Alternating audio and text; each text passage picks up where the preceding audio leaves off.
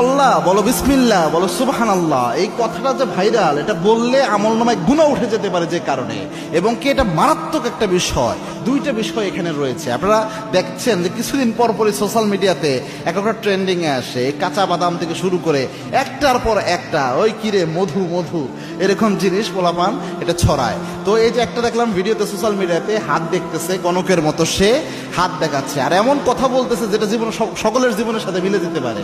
আর দেখার পরে বলতেছে যে ঠিক কি না, ওই ছেলে বলতেছে ঠিক। কি রাগ করলা? কয় না। বলো বিসমিল্লাহ, বলো সুবহানাল্লাহ। এখানে প্রথম যে বিষয়টা হয়, রাসূলের একটা হাদিস জানেন, আল্লাহর হাবিব সাল্লাল্লাহু আলাইহি ওয়াসাল্লাম জানিয়েছেন, আবু হুরায়রার বর্ণনা, মান আতা কাহিনান, কোন ব্যক্তি যদি গণকের কাছে যায়, গণকের কাছে যে হাত দেখায়, আল্লাহর হাবিব জানিয়েছেন যাওয়ার সাথে সাথে 40 দিনের আমল বাতিল হয়। আরেক বর্ণনা এসেছে, আল্লাহর হাবিব বলেছেন রাসূলের উপর যা নাজিল হয়েছে সবকিছু অস্বীকার করার গুনাহ আল্লাহ আমলনামায় দিয়ে দেয়।